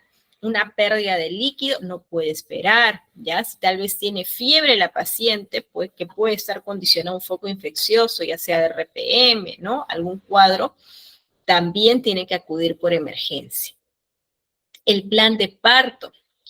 enseñarle a los pacientes cuál es la importancia del plan de parto, las visitas domiciliares que se le va a realizar para llenar el plan de parto, ¿no? Cuál es el contenido de este documento y la importancia que nosotros lo realizamos en cada atención. El segundo control prenatal, vamos a brindarle lo que es la sesión educativa de nutrición, ¿no? Hablarle sobre la alimentación, sobre las gestantes. Como bien sabemos, toda gestante debe alimentarse 5 veces al día, ¿no? Explicarle en qué consiste esas 5 veces al día, ¿no? La primera vez va a ser el desayuno de la paciente. La segunda alimentación que va a tener es a media mañana, que puede ser una fruta, un aperitivo pequeño, ¿no? Una fruta, una mazamorra y nada más. La tercera comida va a ser el almuerzo. La cuarta va a ser también a media tarde, a eso de las 6 de la tarde. También una fruta, una naranja y nada más. Y la quinta es la cena. ¿Ya? Entonces eso hay que explicarle a la paciente. ¿Qué alimentos son más nutritivos? Contienen hierro, proteínas, ¿no? Que son fundamentales en la etapa del embarazo. Las frutas, verduras, la importancia de tomar sus vitaminas también. Todo eso hay que explicarle a la gestante. En el tercer control prenatal, la higiene personal que tiene que tener, ¿no? Señora, siempre realice su higiene, puede ducharse, no hay ningún problema, ¿no? Su higiene, la higiene de los genitales también, si es que tiene alguna infección, tiene que tener una higiene más consciente, ¿no? Más estricta a las pacientes. Higiene bucal, ¿no? ¿Qué pasa con el odontólogo para que le explique la correcta del cepillado de dientes, ¿no? Y también identificar si tiene alguna caries, algún proceso infeccioso bucal, que lo podría detectar a tiempo en esas consultas con el odontólogo. Derechos sexuales y legales también. En el cuarto control prenatal, violencia intrafamiliar, ¿no? Detectar los casos de violencia intrafamiliar, ¿no? Cuando se dice identificar si esta paciente es violentada, ¿no? Por la pareja o por algún miembro de su familia también. Eso es importante. Y si detectamos esto, hay que realizar la interconsulta con psicología para que el profesional de psicología haga un seguimiento estricto al caso de esa paciente. El quinto control prenatal, lo que es la sesión educativa es en relación a lo que es planificación familiar, plan de parto. El sexto control, lo que es lactancia materna, ¿no? Cuidados del recién nacido que debe tener, más aún si son madres primerizas, ¿no? Y no tienen el conocimiento de cómo realizar los cuidados del recién nacido, cómo deben de ser, cómo debe cargarlo, cómo debe brindarle la lactancia materna, etcétera. En el sexto control prenatal, estilos de vida saludables, ¿no? Mencionarles la actividad física que puede realizar, no necesariamente ejercicios, puede realizar caminatas cortas de 20 minutos, una alimentación saludable, ¿no? Consumir lo que es bastante hierro, lácteos, ¿no? Más que todo en esa etapa del puerperio que es fundamental. Y en el octavo control prenatal también se vuelve a brindar la sesión educativa de lo que es el plan de parto. Dentro de la primera evaluación, ¿no? De la atención prenatal, vamos a valorar lo que es el edema, ¿no? Lo que es la parte de la hinchazón, ¿no? Y eso le debemos preguntar a los pacientes también. Señora, ¿usted ha presentado hinchazón en las piernas, en la cara, en las manos? ¿No? Muchas de ellas te van a decir, referir no, o tal vez sí, ¿no? Te van a decir, sí, se me han estado hinchando los pies estos últimos días, ¿no? Entonces, recordemos que la hinchazón de los pies es una hinchazón fisiológica, normal, que es propia del embarazo, ¿no? Si ya hablamos de una hinchazón que ya va por encima de la rodilla, ¿no? Que ya abarca la parte de las piernas, la cara, ya es un edema o una hinchazón patológica, ¿no? Y lo podemos caracterizar de la siguiente manera. Cuando no tiene ningún edema, ninguna hinchazón, lo ponemos cero, no presente edema. Un edema leve, ¿no? Ponemos una cruz. Un edema evidente que solo se da en miembros inferiores, ¿no? Piernas o pies, ponemos 2 cruces. Y un edema de miembros tanto inferiores como superiores y cara ya son 3 cruces, ¿ya? Entonces ya es patológico. Se consideran cifras hipertensivas, que esto va asociado con el tema del edema, ¿no? En el caso de la presión arterial, cuando registra valores mayor a 140/90, o una presión arterial media mayor a 106, o una presión sistólica menor a 140 y diastólica menor a 90. ¿no? Con un incremento de 30 miligramos, ya sea en la cifra sistólica y 15 en la diastólica. Bueno, aquí básicamente en relación a lo que son los edemas que acabamos de mencionar, hay que evaluar también la parte de los reflejos, ¿no? Una cosa son los edemas y otra parte son los reflejos. Los reflejos, si no presenta reflejos la paciente, ¿no? Hay un periodo de arreflexia, ¿no? Se coloca 0. O si hay una ausencia de ellos, colocamos una cruz. Si hay hiperreflexia, colocamos una cruz. Si los reflejos son normales, colocamos 2 cruces, ¿ya? Si hay hiperreflexia o reflejos aumentados, colocamos 3 cruces, y 4 cruces colocamos si hay reflejos exaltados o presencia de globos. De esa manera lo vamos a registrar en el carnet perinatal. Si en los establecimientos que cumplen funciones obstétricas neonatales primarias se identifican signos de alarma, tienen que referir a un establecimiento de mayor complejidad, como lo que es un FONB, que es el establecimiento con funciones obstétricas neonatales básicas, o el FONE, que es el establecimiento con funciones obstétricas neonatales esenciales. ¿Sí? Hay que considerar en la historia clínica materno-perinatal todos y cada uno de los datos solicitados. En los casos de hospitalización en establecimientos, ya sea FONE o FONI, hay que usar historias clínicas según normatividad vigente, ¿ya? Hay que tener presente eso.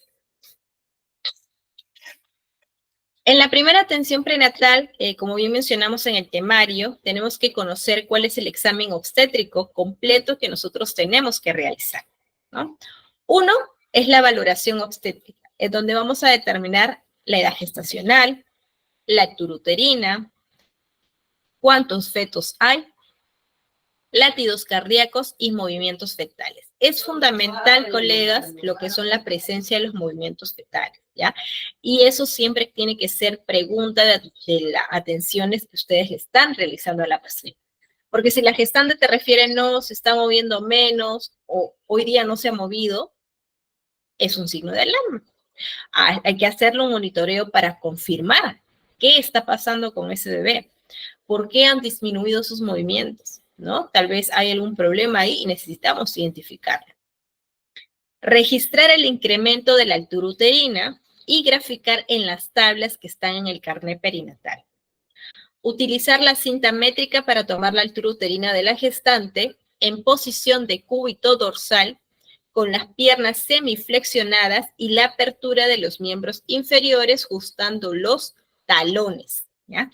Esa es la forma correcta de tomar la altura uterina.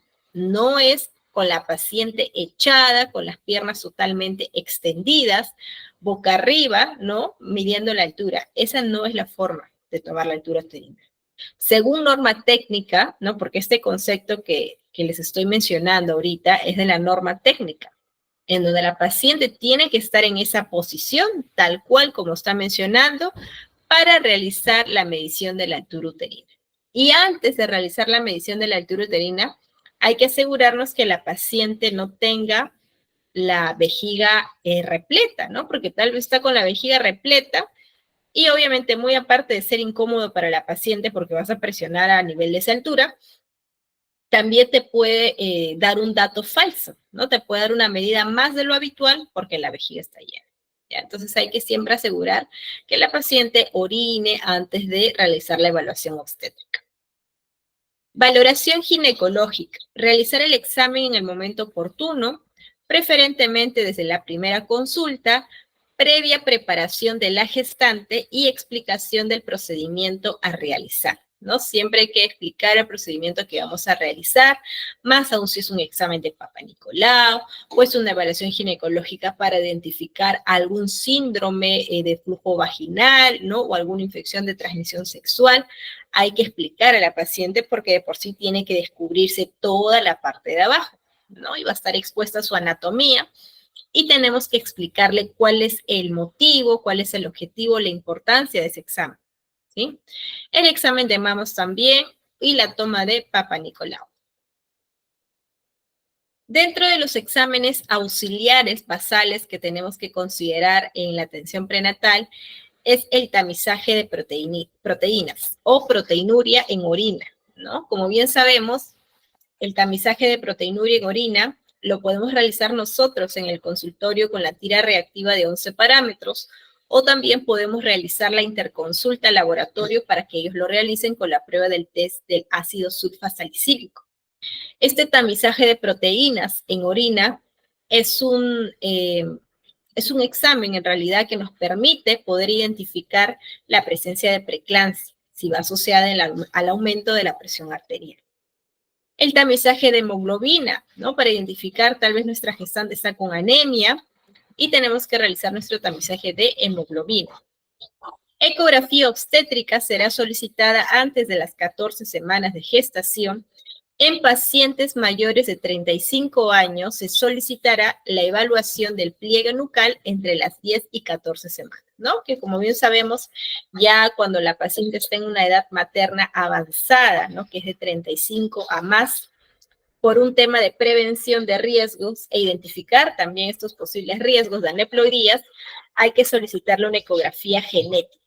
¿Ya? Muy aparte de la ecografía tradicional que nosotros conocemos. ¿En qué tiempo? Entre las 10 y 14 semanas. Específicamente a las 13 semanas, ¿ya? Que es ahí cuando se realiza la ecografía genética.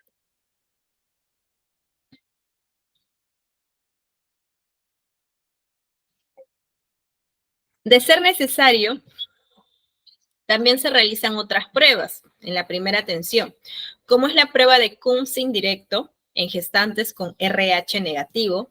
Si en caso la prueba es negativa, se debe realizar esta prueba de Coombs indirecto y se debe repetir esta misma prueba en la semana número 28. La gestante no va a estar sensibilizada, no está sensibilizada, se debe de administrar 250 microgramos de la inmunoglobulina anti-D dentro de las primeras 72 horas. Después del parto y el grupo sanguíneo del recién nacido, si en caso es RH positivo y el test de Coombs es negativo, se debe aplicar a la madre 250 microgramos de la inmunoglobulina anti-D dentro de las 72 horas. Entonces, acá nos está presentando dos escenarios, ¿no? El primero es que si la gestante no está sensibilizada, se debe administrar esta dosis de inmunoglobulina anti-D. Y el segundo escenario es después del parto, ¿no? En donde el grupo sanguíneo del recién nacido va a ser RH positivo y el test de Coombs negativo, se debe aplicar a la madre 250 microgramos de esta inmunoglobulina dentro de un periodo de 72 horas.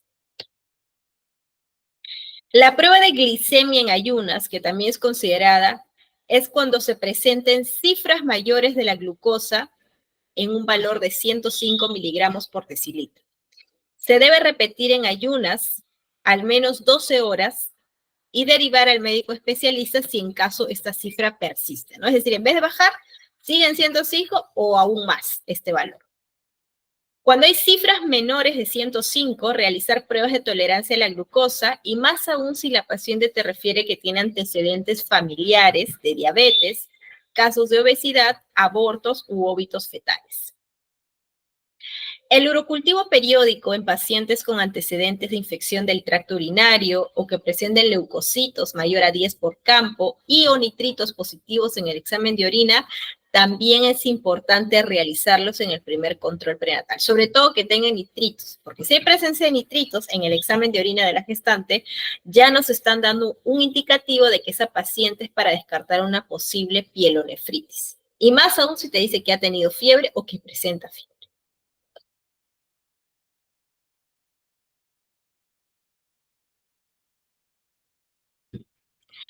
El suplemento vitamínico, en lo que es referente a la administración de micronutrientes en el embarazo, son 3 micronutrientes que vamos a brindar. Uno es el ácido fólico, segundo es el ácido fólico más el sulfato ferroso y el tercero es el calcio, ¿sí?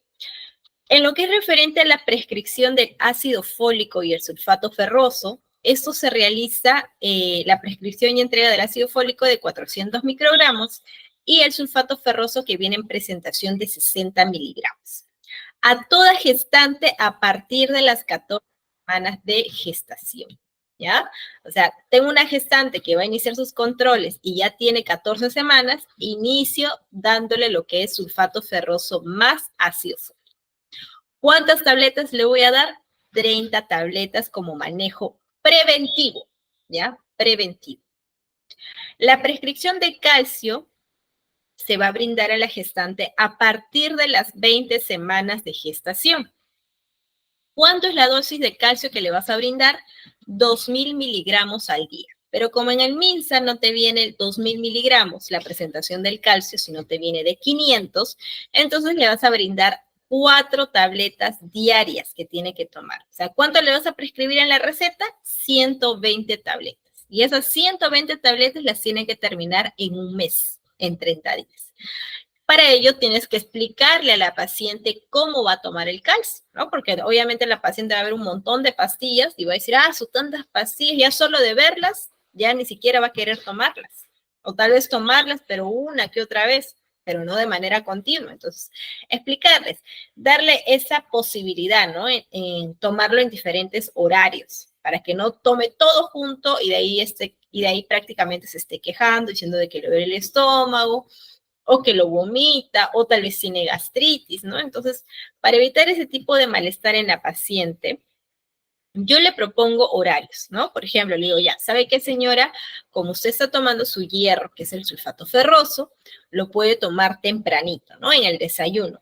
A las 6, 7 de la mañana que usted toma su desayuno, toma su sulfato ferroso. A eso de las 11 o al mediodía, puede empezar a tomar sus 2 pastillas de calcio.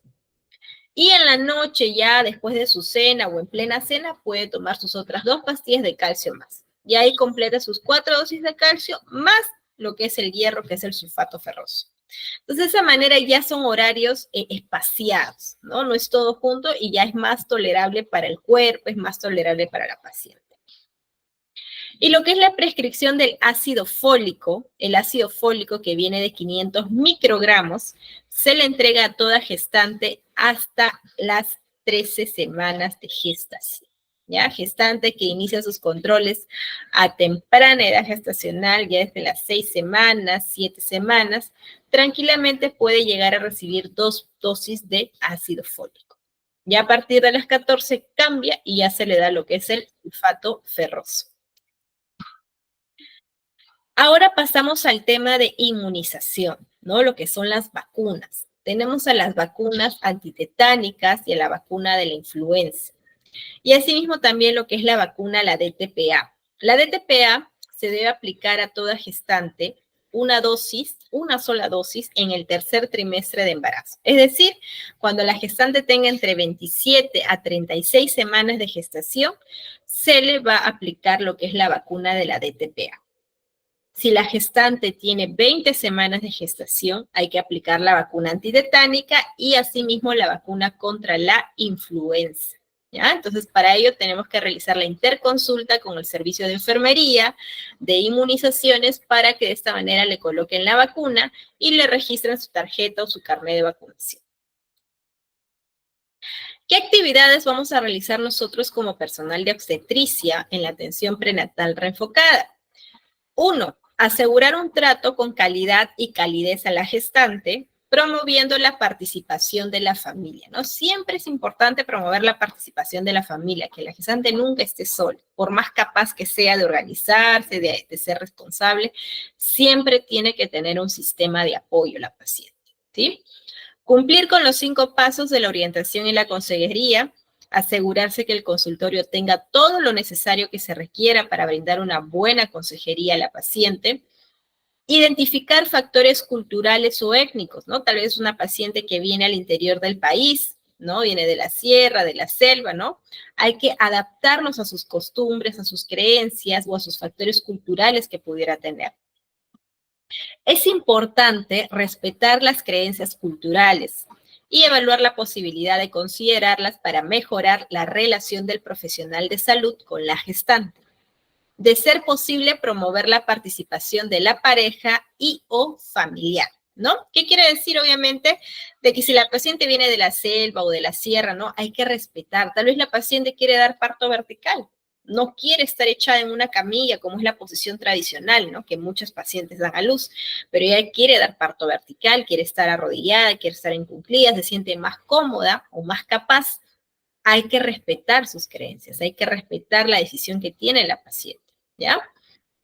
Detectar la emergencia obstétrica, ¿no? Hay que identificar la emergencia obstétrica en base a la clínica de la paciente, ¿no? Cuando vemos una paciente que está pálida, está soporosa, está somnolienta o está sangrando, nosotros de por sí, sin necesidad de preguntar o conversar con la paciente, ya viéndola nada más, podemos identificar que efectivamente es una emergencia o está presentando algún signo de alarma.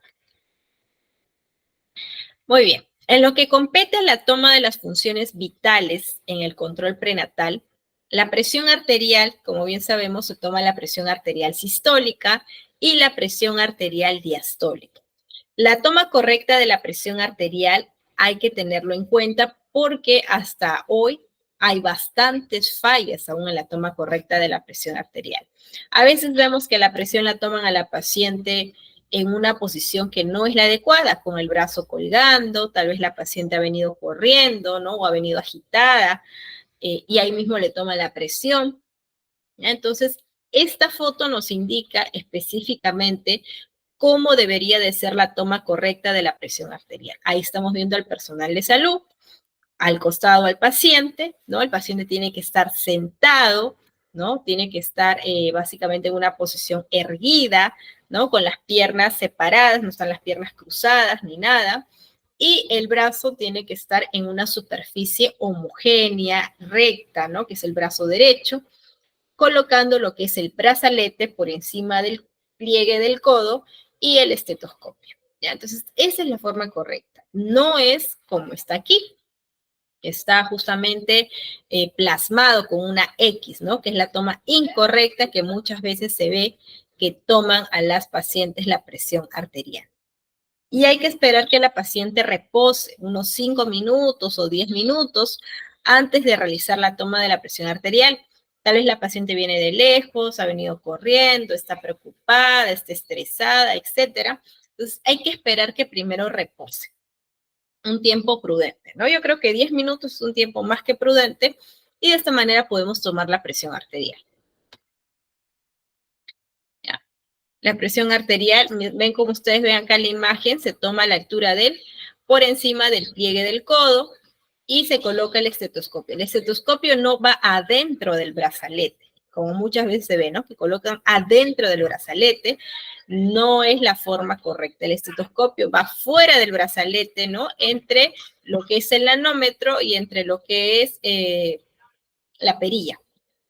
Y se coloca a la altura de la arteria braquial, que es justamente lo que nos va a poder permitir saber cuánto es la presión arterial de la paciente.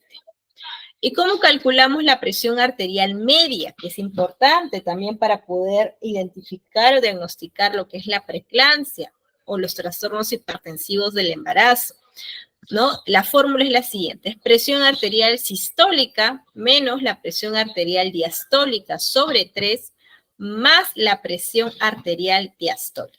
Esa es la fórmula como nosotros podemos saber cuánto es la presión arterial media de esa gestante, ¿ya?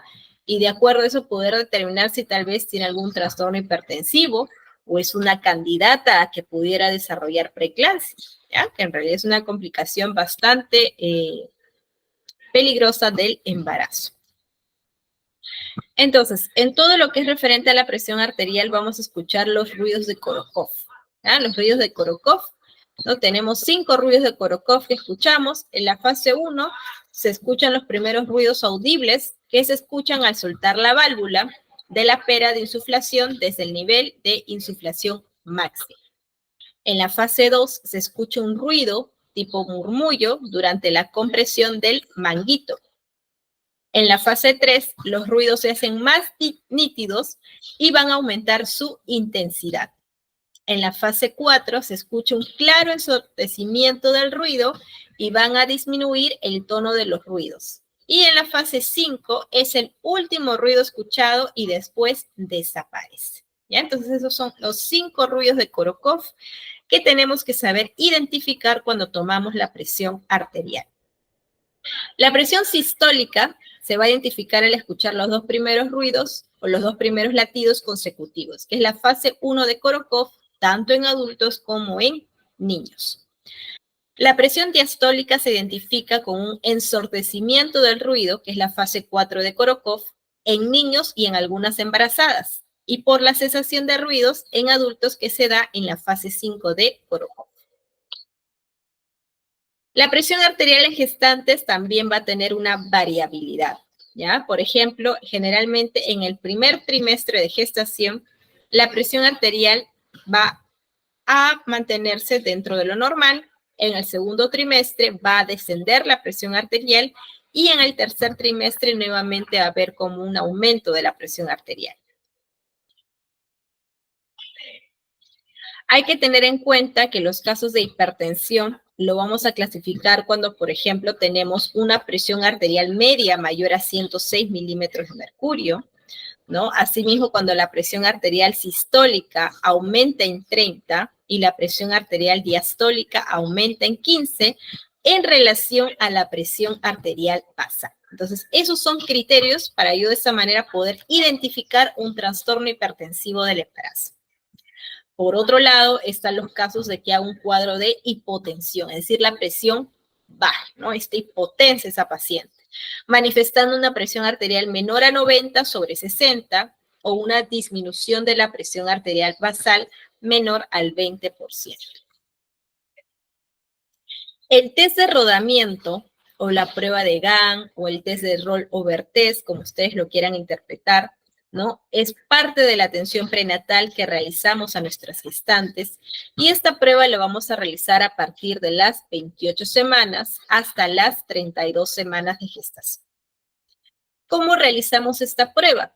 La paciente va a variar en su posición, ¿no? Primero va a estar en una posición de cúbito supino, de ahí va a estar en una posición de cúbito lateral y de esta manera vamos a comprobar cuáles son las variaciones de la presión arterial. Si la presión arterial diastólica aumenta en 15, ¿no? Cuando la paciente cambia de posición de decúbito lateral izquierdo a decúbito dorsal y la presión arterial media es mayor a 85, podemos decir que esta prueba ha salido positiva. ¿Y qué significa que la prueba haya salido positivo? Que es una paciente con una alta posibilidad de que desarrolle preeclampsia en su gestación actual.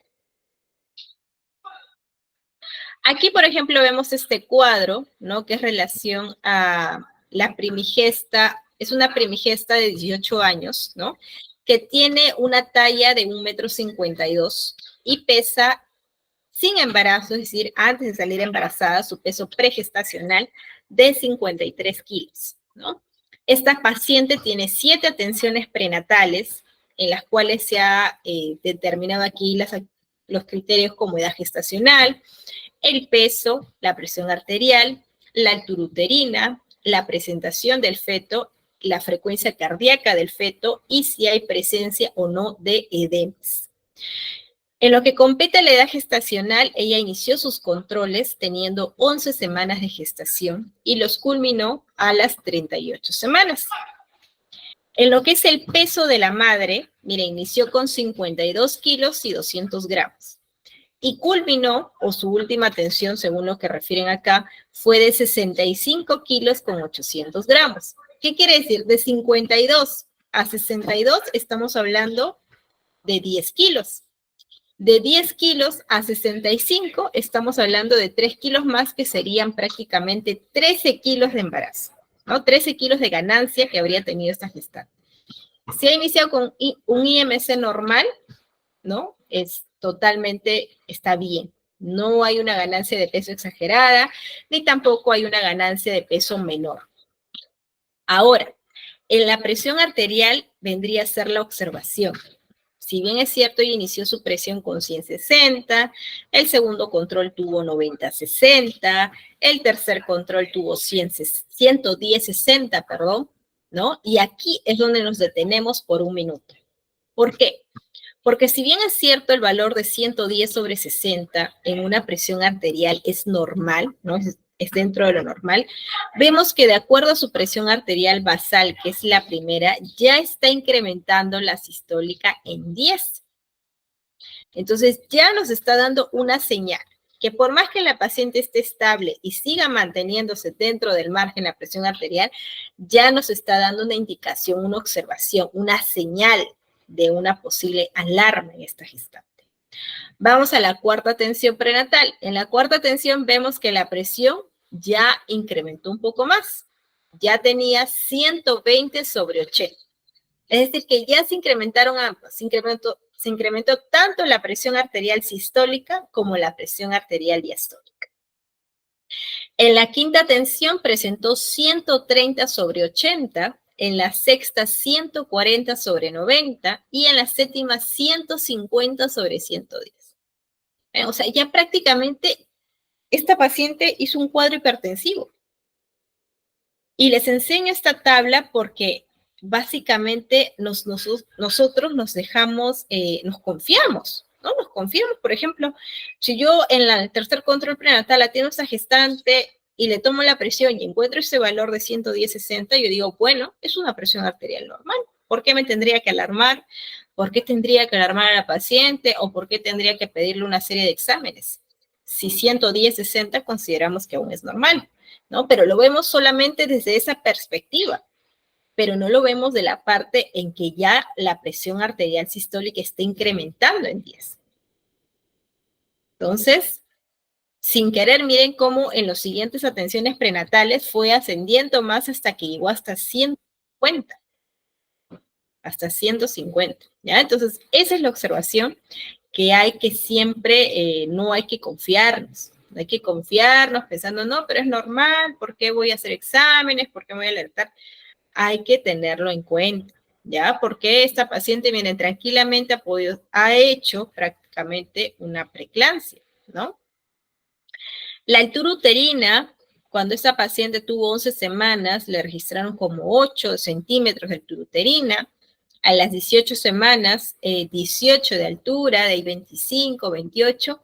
Y aquí hay un error, ¿no? Un error de esta parte del personal que realizó el control prenatal, porque obviamente si la paciente en el primer control tiene 11 semanas, no vamos a registrar la altura uterina. ¿Qué hemos dicho?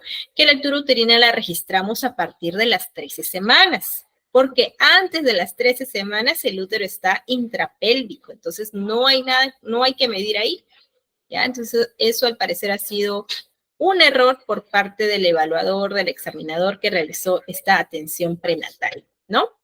De ahí está la presentación del feto. ¿En qué presentación está? Si está cefálico, si está podálico, ¿no? Si está en una posición izquierda, en una posición derecha, todo eso hay que registrar en esta parte.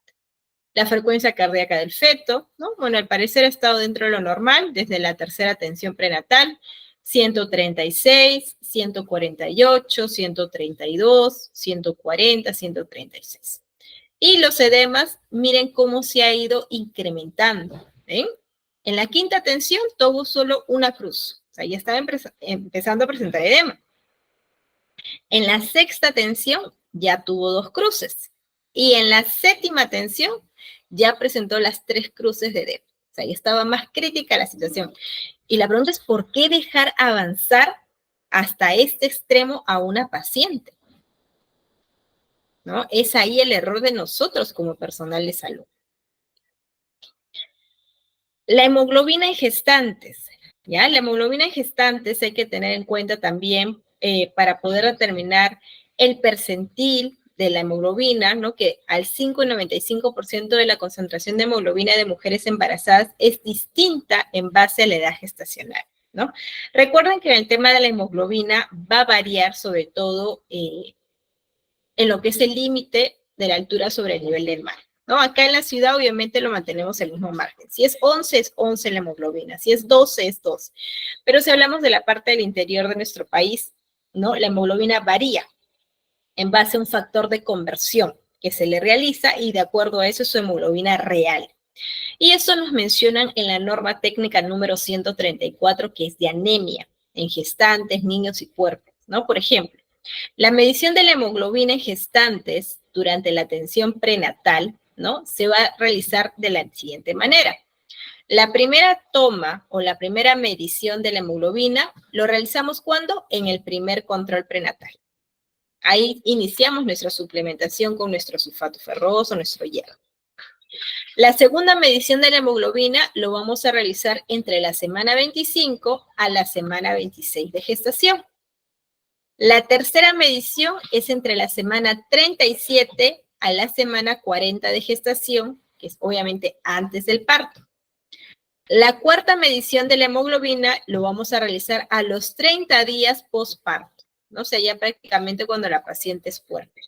Entonces, de esta manera va a estar distribuida de acuerdo en qué edad gestacional y en qué momento yo tengo que realizar el tamizaje de hemoglobina a mi paciente. La suplementación preventiva con hierro y ácido fólico en la mujer gestante y en la mujer puérpera, ¿no? En ambas es igual, ¿no? Si son gestantes a partir de la semana 14 de gestación, como bien hemos mencionado, le damos lo que es el sulfato ferroso de 60 miligramos y el ácido fólico de 400 microgramos. ¿Cómo le vamos a dar? Una tableta diaria por 30 días, ¿ya? Por 30 días. En gestantes que inician una atención prenatal después de la semana 32, porque sucede, pueden iniciar recién su primer control tardíamente cuando ya tienen 32, 33 semanas, es decir, ya están en el tercer trimestre de gestación, se les va a dar doble dosis, es decir, 120 miligramos de hierro más 800 microgramos de ácido fólico.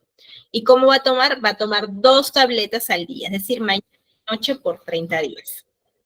Y en el caso de las puérperas, vamos a darle de la siguiente manera. 60 miligramos de hierro elemental más 400 microgramos de ácido fólico. ¿Cómo le vamos a dar a las puérperas? Igual, una tableta diaria por 30 días. Y siempre hacerle esa observación a la paciente, ¿no? Que el hierro lo tome con un cítrico, jugo de naranja, limonada. ¿Por qué? Porque obviamente va a haber una mejor absorción en el organismo y va a ser más efectivo.